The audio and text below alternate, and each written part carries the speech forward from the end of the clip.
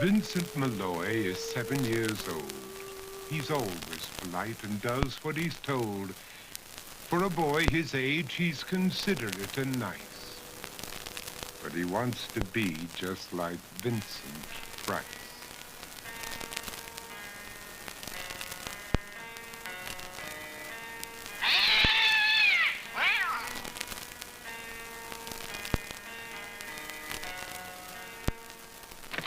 He doesn't mind living with his sister, dog, and cats, though he'd rather share a home with spiders and bats.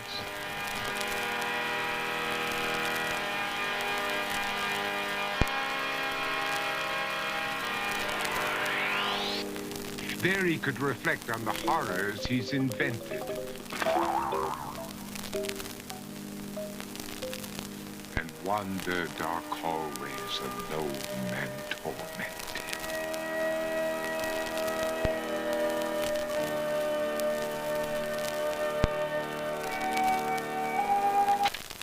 Vincent is nice when his aunt comes to see him,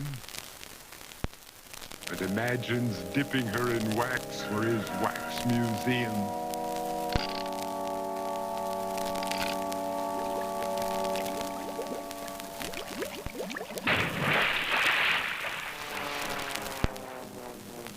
He likes to experiment on his dog, Abercrombie, in the hopes of creating a horrible zombie. So he and his horrible zombie dog could go searching for victims in the London fog. His thoughts, though, aren't only of ghoulish crime. He likes to paint and read to pass some of the time. While other kids read books like Go, Jane, Go, Vincent's favorite author is Edgar Allan Poe.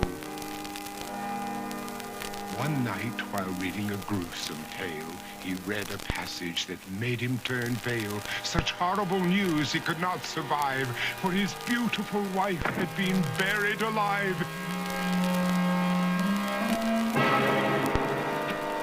He dug out her grave to make sure she was dead, unaware that her grave was his mother's flower bed.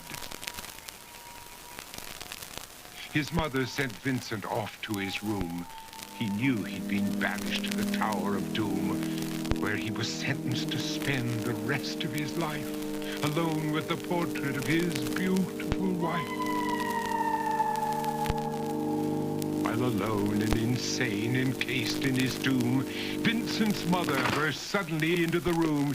She said, "If you want to, you can go out and play. It's sunny outside and a beautiful day."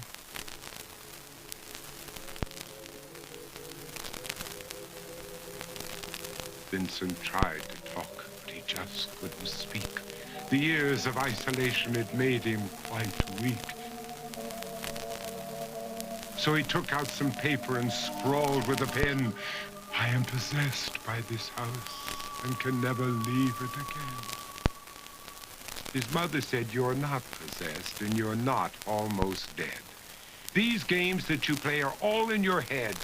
You're not Vincent Price, you're Vincent Malloy. You're not tormented or insane, you're just a young boy. You're 7 years old and you are my son. I want you to get outside and have some real fun." Her anger now spent, she walked out through the hall.